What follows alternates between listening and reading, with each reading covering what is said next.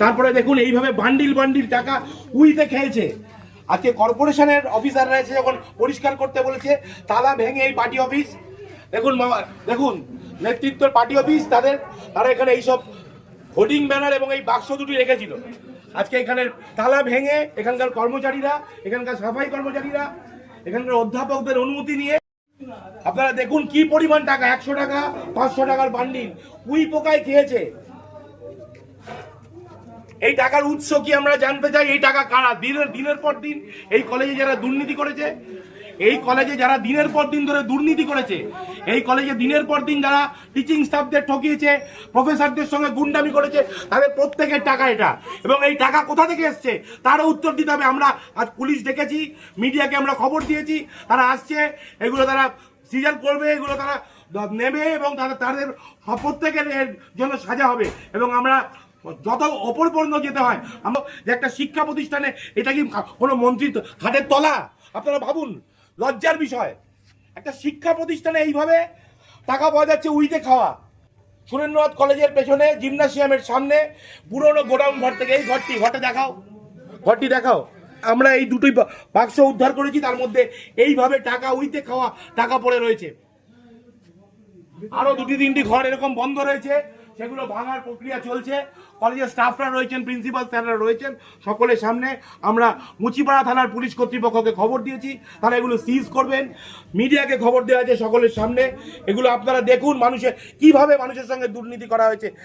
মানুষ খেতে পাচ্ছে না, সারা দেশ বিভিন্ন রকম ক্রাইসিসে ভুগছে, সেইখানে দেখুন এইভাবে টাকা উইতে খাচ্ছে।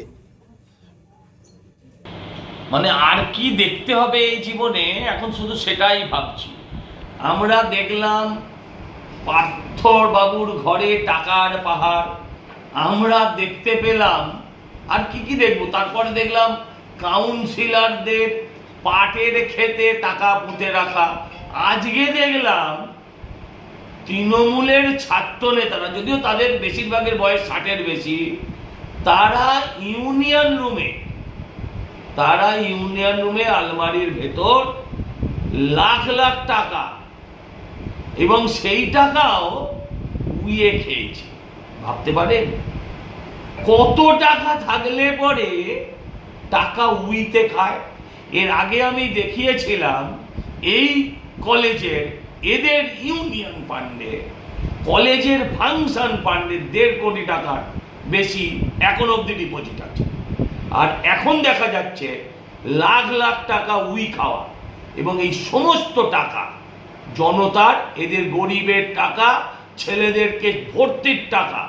যেখানে যেমন চাকরি দুর্নীতি দেখেছেন, টাকা নিয়ে চাকরি হয়েছে, ঠিক সেরকমভাবে এই সমস্ত কলেজগুলোতে লাখ লাখ টাকার বিনিময়ে, লাখ টাকা কম বললাম, কোটি টাকার বিনিময়ে এই সমস্ত কলেজগুলোতে এরা ভর্তি বিক্রি করেছে। আর এদের সঙ্গে মাথা থেকে পা অবধি যুক্ত। এদের কোনোদিন পুলিশ টাচ অবধি করেনি। এদের জন্য, এদের টাকা নিয়ে ভর্তির কারণে একটি মেয়ে সুইসাইড করেছে। এদের বিরুদ্ধে এর থেকে অনেক গুরুতর অভিযোগ আছে। তার সত্ত্বেও পুলিশ এদের কোনোদিন কেশাগ্র স্পর্শ করেনি। এদেরকে সারা জীবন জেল কাটালেও বাংলার মানুষের রাগ যাবে না। তাই বলছি যে এদেরকে ইমিডিয়েট গ্রেফতার করা হোক।